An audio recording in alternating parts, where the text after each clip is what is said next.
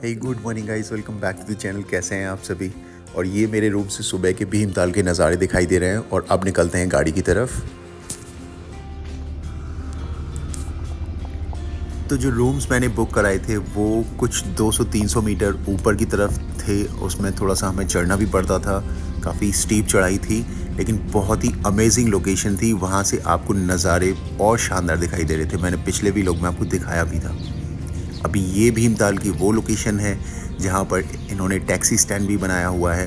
लेकिन अगर आप यहाँ रूम्स बुक कराते हैं तो रूम्स जो भी होटल्स में आप बुक कराएंगे वो सब आपको फ्री ऑफ कॉस्ट पार्किंग दे देते हैं।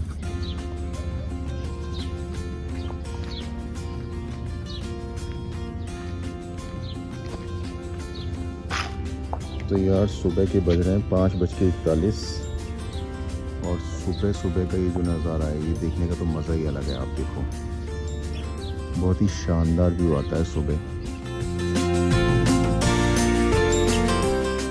देखो कितना अच्छा लग रहा है, just amazing. Look at the view.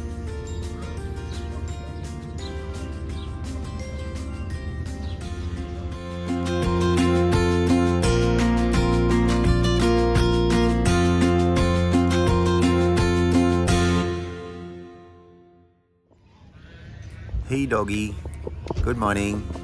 तो जी ये भी सुबह सुबह मेरे साथ ही वॉक करते हुए आ गया यहाँ पे नज़ारों का मज़ा लेने के लिए। और बहुत ही पीसफुल एनवायरनमेंट है।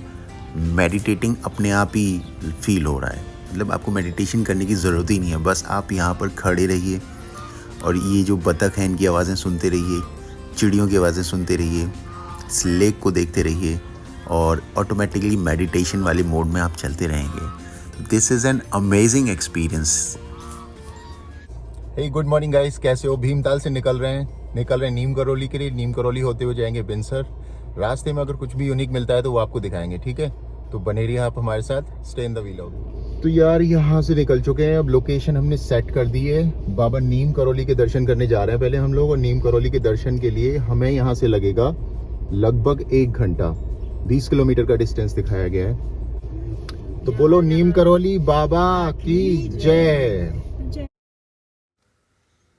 तो यहाँ के जो लोकल्स हैं उनसे मैंने जब जाना तो उन्होंने बताया कि भीमताल मतलब अज्ञातवास जब पांडवों का चल रहा था तो भीम ने यहाँ पर आकर तपस्या की थी, इसीलिए इसको भीमताल बोला गया। और इस ताल की जो गहराई है वो 26 मीटर है और लगभग 450 मीटर ये चौड़ी है और लगभग ये 1.5 किलोमीटर लंबी है। तो अगर आप एक मॉर्निंग वॉक पे निकलना चाहते हैं, एक हेल्दी मॉर्निंग वॉक पे, तो वो बहुत ही अमेजिंग वॉक आपके लिए यहाँ पर हो सकती है। तो जब आप भीमताल की तरफ से आ रहे हैं और अगर लेफ़्ट हैंड की तरफ मुड़ जाते हैं तो आप निकल जाएंगे नैनीताल के लिए, अगर ऊपर की तरफ चढ़ते हैं तो। और नीचे की तरफ अगर जाते हैं तो आप हल्द्वानी की तरफ निकल जाएंगे। ऐसे ही अगर हम सीधे निकल जाएं तो बाबा नीम करौली और भोवाली होते हुए अल्मोड़ा के लिए रास्ता निकल जाता है। तो इसी रूट को हम ऑप्ट कर रहे हैं। एक और एक्सपीरियंस जो मैंने यहाँ पर आकर किया है वो ये है कि आप वीकडेज़ पर अगर आते हैं तो ज़्यादा एंजॉय कर पाएंगे। वीकेंड्स पर बहुत ज़्यादा रश हो जाता है, जिसकी वजह से यहाँ पर काफ़ी चीज़ें प्रेशर में आ जाती हैं। तो इसीलिए अगर आपको अच्छे से एंजॉय करना है तो आप प्लान बनाइए वीकडेज़ का, ना कि वीकेंड का। यहाँ के रोड्स को लेके मैं काफ़ी कंसर्न था, लेकिन अब मैं जब देख रहा हूँ तो कि रोड्स वाकई में बहुत शानदार बने हुए हैं, बहुत ही स्मूथ रोड बने हुए हैं और वाइड भी काफ़ी हैं। इसीलिए आपको यहाँ पर ड्राइविंग में तो कोई भी प्रॉब्लम नहीं होने वाली है। और बाकी तो यार आप नज़ारे देख लो, कितने शानदार नज़ारे हैं। रोड की ये वाली ड्राइविंग और ये नज़ारे परफेक्ट कॉम्बिनेशन है हैरियर जैसी गाड़ी के लिए।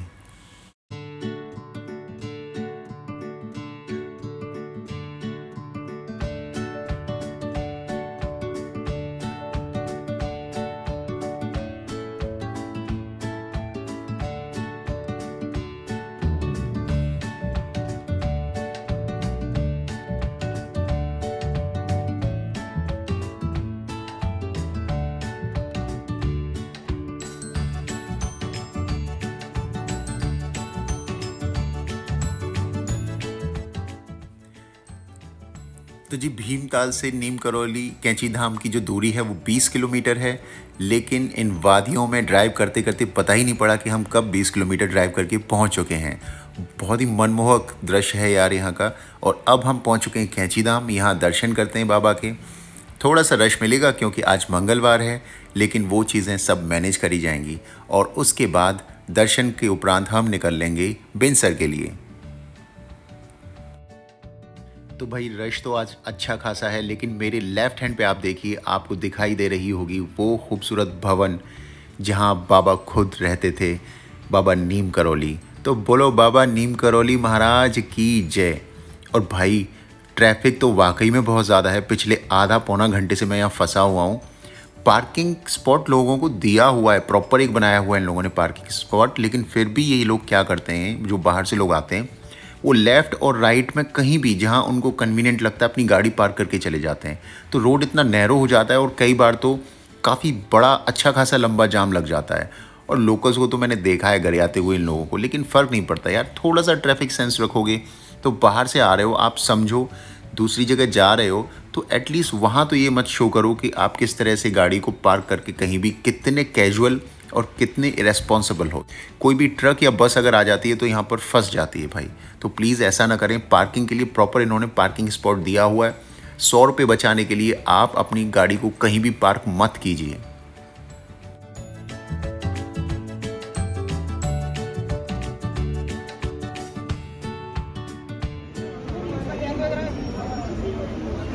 देखो बस की तरफ कैसी लगी हुई है।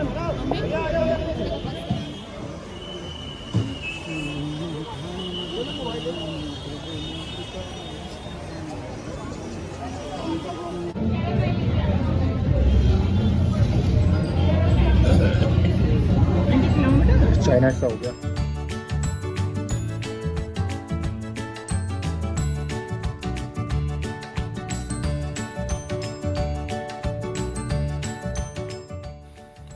तो यार बिनसर जाने के लिए 2 रूट होते हैं, एक अल्मोड़ा से एक रानीखेत से। हम लोग निकल आए रानीखेत होते हुए, क्योंकि मैं देखना चाहता था रानीखेत एक्चुअली है क्या, इतना हाइप क्यों है। पर्सनली मैं बताऊं आपको, मुझे बिल्कुल भी अच्छा नहीं लगा, क्योंकि कुछ खास बहुत ज़्यादा देखने को है भी नहीं। ये है रानीखेत का वो माल रोड जिसके बारे में बहुत ज़्यादा बात आप लोग करते हैं, लेकिन यार बहुत ही क्राउडेड प्लेस है। और ये सुबह के 8 बजे का टाइम मैं दिखा रहा हूँ, 8 से 9 बजे का टाइम हो रहा है। अभी आप सोचो कि दिन निकलते निकलते या शाम तक क्या हालात यहाँ पे हो जाते होंगे। तो माल रोड मुझे किसी भी जगह के कभी भी पसंद नहीं आते, क्योंकि बहुत ज़्यादा क्राउडेड प्लेस हो जाती है, लगता है कि हम अपने नॉर्मल सिटी के किसी मार्केट में घूम रहे हैं। तो यहाँ से जल्दी से निकलते हैं और जल्दी से पहुँचते हैं बिनसर।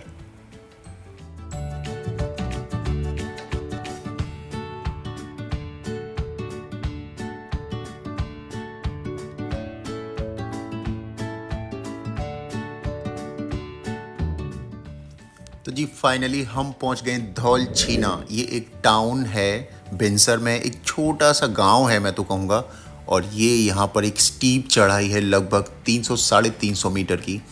और इस रूट से हम पहुँच जाएंगे अपने इको रिजॉर्ट बिनसर में। तो काफ़ी स्टीप चढ़ाई है यार, और आपको शायद देखने में फ़ील नहीं हो रहा होगा, लेकिन बहुत ही टूटा हुआ रोड है। अगर आप यहाँ पर 4x4 से बारिश में नहीं आते हैं तो आप गाड़ी ही नहीं चढ़ा पाएंगे। ट्रस्ट मी, बिल्कुल ब्रोकन और टूटा हुआ मिट्टी वाला रोड है। लेकिन अब देखते हैं हमारा रिजॉर्ट कैसा निकलता है। तो finally we are excited. After a long journey of 3 hours हम पहुँच गए हैं इको रिजॉर्ट बिनसर।